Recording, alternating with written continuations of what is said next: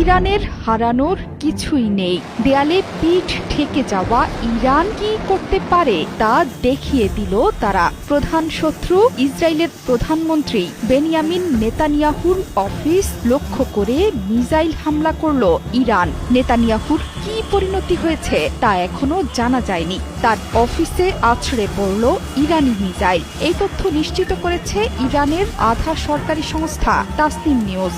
এই হামলায় নেতানিয়াহু বেঁচে আছেন নাকি তার ক্ষতি হয়েছে সেটি স্পষ্ট করে কেউ জানাতে পারেনি। এমনকি তাসনিম নিউজও বলছে হামলার পর নেতানিয়াহুর ভাগ্যে কি ঘটেছে সেটি এখনো জানা নেই।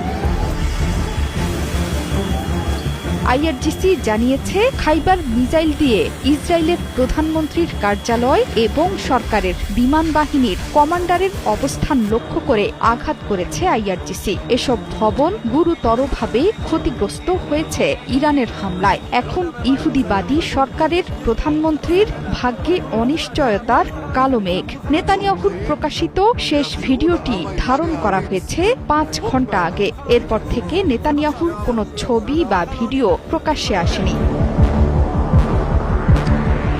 শনিবার আয়াতুল্লাহ আলী খামেনিকে হত্যার পর জ্বলে পুড়ে ছারখার হয়ে যাচ্ছে পুরো মধ্যপ্রাচ্য।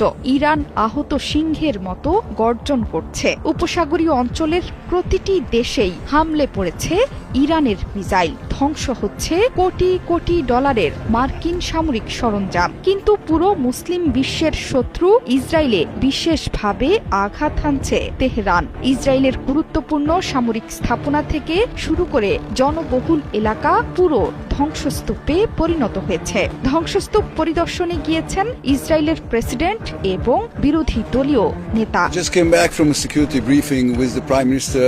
এছাড়া যুদ্ধের তৃতীয় দিনে মার্কিন যুক্তরাষ্ট্র হারিয়েছে 3টি যুদ্ধ বিমান। কুয়েতের আকাশ থেকে এসব বিমান মাটিতে আছড়ে পড়ে। ইরান দাবি করছে যুদ্ধ বিমানগুলো তারাই গুলি করে ভূপাতিত করেছে। কিন্তু কুয়েত বলছে এই ঘটনা ফ্রেন্ডলি ফায়ার। একের পর এক বিস্ফোরণে কেঁপে উঠছে সংযুক্ত আরব আমিরাত, কাতারের মতো ধনী দেশগুলো।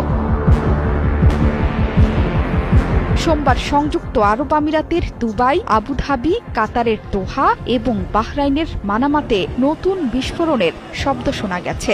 এছাড়া জেরুজালেম শহরেও পাওয়া গেছে বিস্ফোরণের শব্দ। চোখরাজ চৌধুরী সেতু, ৭১।